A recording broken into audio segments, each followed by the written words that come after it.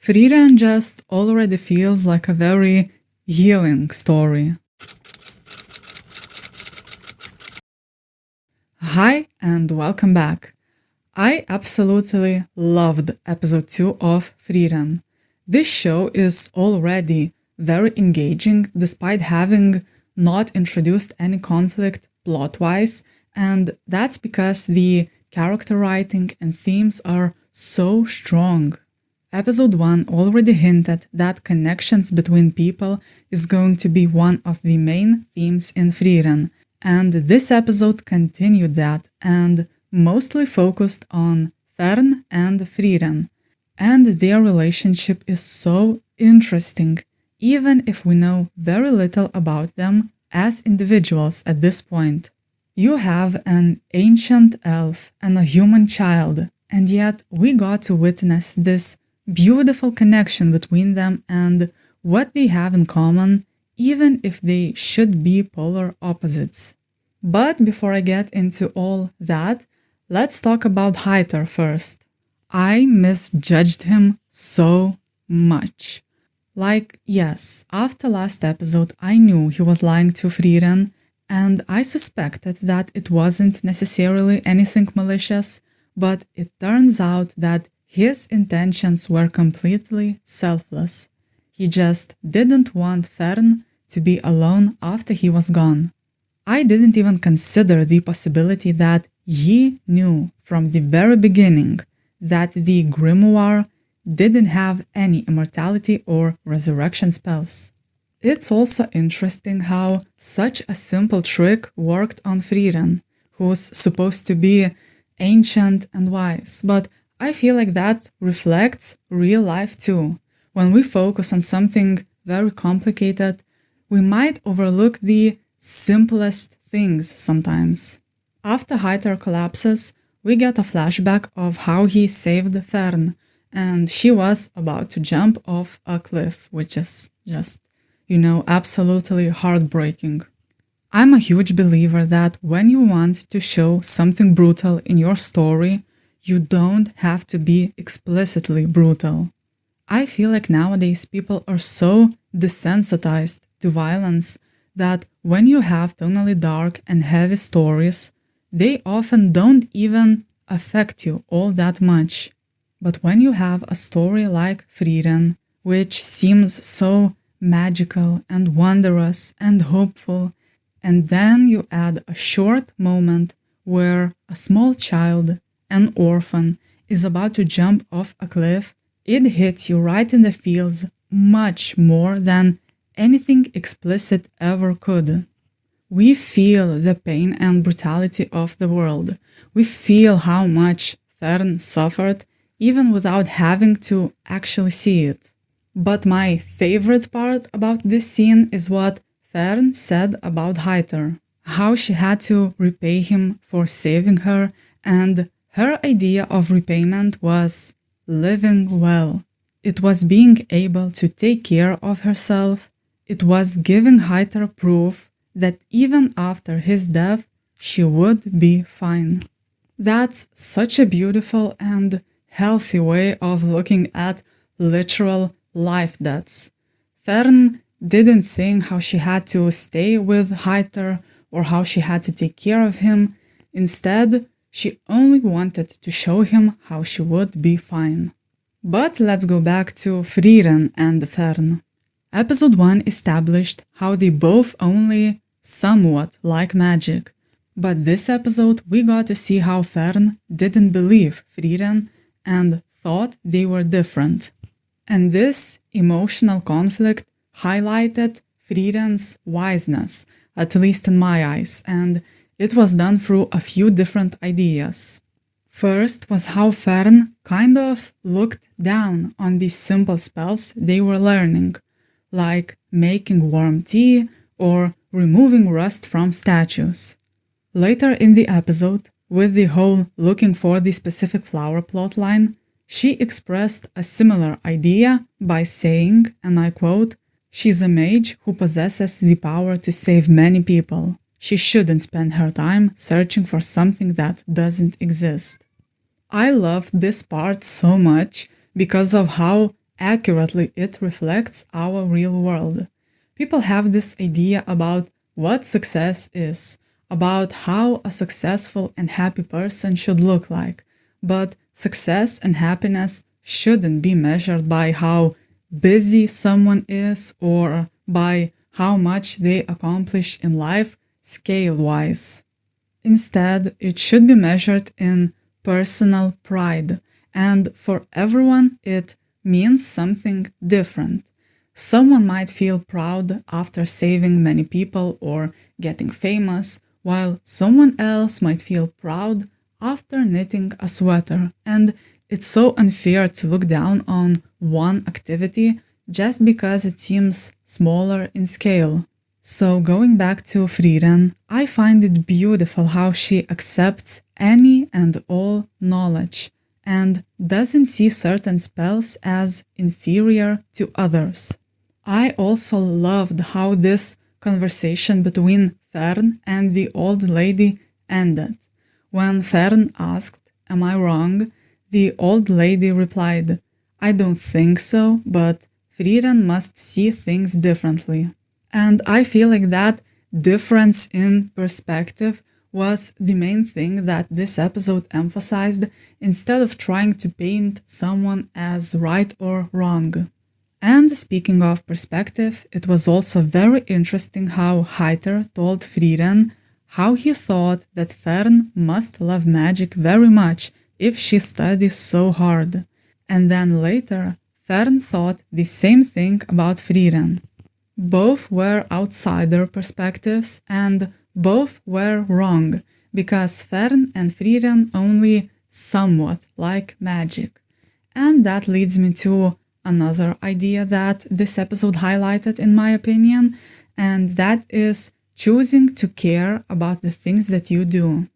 I think it would be easier to explain if I begin at the end of the episode. Fern says how it didn't have to be magic, how she could have learned any skill, and Frieren replies, "But you chose magic."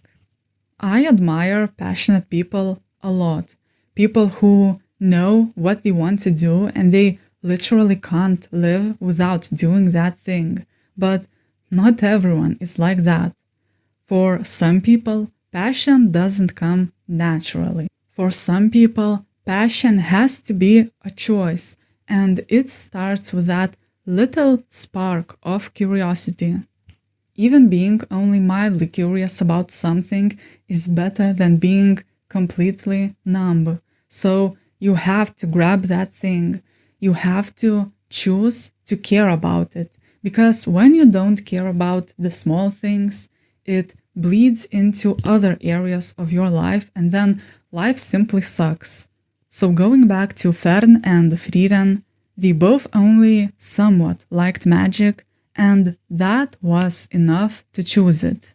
The difference is that Frieren is now wise enough to care about all magic, even the smallest, silliest spells, while Fern is younger and keeps expecting that there must be something bigger, that there must be something important that will give her a sense of fulfillment, when in reality, fulfillment can only come from within and not from any external factors.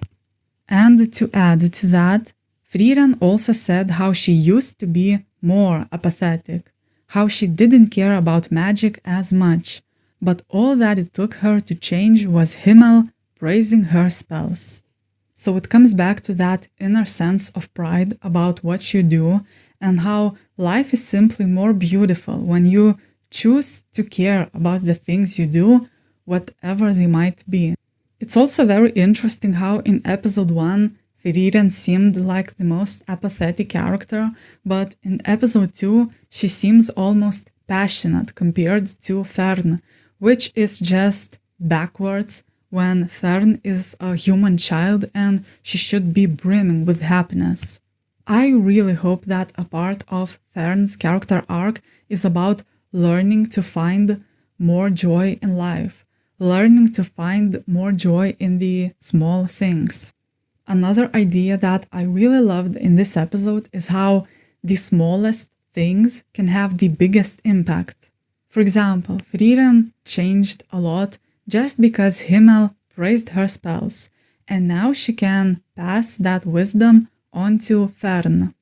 There are many situations in life where someone does something or says something and they have no idea what kind of impact that small thing might have on the other person. At least I definitely had moments that were small and most likely seemed insignificant in the other person's eyes, but I still carry those things with me even years later.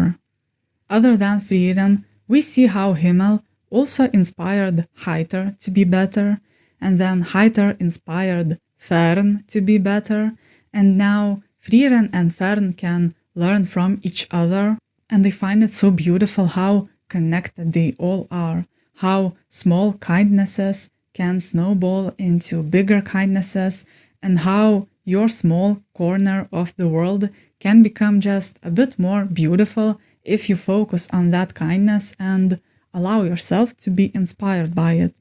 Also, I hate it, and when I say that I hate it, I actually mean that I love it, how this show killed off a character in episode 1, only to now make me love him and get attached to him, and I am obviously speaking about Himmel. After episode 1, I still thought that there was a possibility that Himmel might come back for real, but now I'm almost sure that we will continue seeing the old party through flashbacks only with no resurrections happening. And it's a perfect mix between beautiful and painful because those memories seem so precious, especially when we see what impact they had on Frieren and the others, but also painful because those memories are all we've got. It's also interesting that so far we are counting time by the years that passed since Himmel's death, so I wonder if that will change, or is his presence in the narrative truly that huge? I also got the vibe that Himmel might have loved Frieren romantically, and maybe Frieren did too, but she's only now starting to understand and accept that. It's a very blind guess at this point, based only on the vibes and the framing, but I feel like with the themes that were already established, a plotline like that could fit into the story really well. And to end this review, I have a few small details I want to quickly highlight. First, I loved the vibe of this episode. We got at least 3 different montages, and they all added a lot of fun and wonder into the episode. For example, the bit where Heiter was throwing broccoli to Frieren's plate, or how we met this giant adorable turtle. Next, the first 2 episodes both had identical shots with Fern preparing food at the table. Only in episode 1 she was tiny, and now she is older, so it's cool to show the passage of time through such direct visuals. And speaking of visuals, I really adored the composition of some of the shots. But I feel like I already spoke enough about how visually stunning the show is after last episode. It was also very cute to see Frieren patting Fern's head, when it's exactly what Heiter used to do to her. I also think that the statue of the elf angel with one broken wing is supposed to be the same person from the painting we saw in episode 1. And the last adorable detail is that Frieren put the flower crown on Himmel's statue unevenly. We saw how much he cared about superficial perfection, how he couldn't choose the pose for the statue for hours and hours, so it feels fitting to now place that flower crown unevenly. And that's all I have to say about episode 2. Thank you for your time. You can share your own thoughts in the comments. If you're interested, you can also subscribe, and I would love to have you here again for the review of episode 3.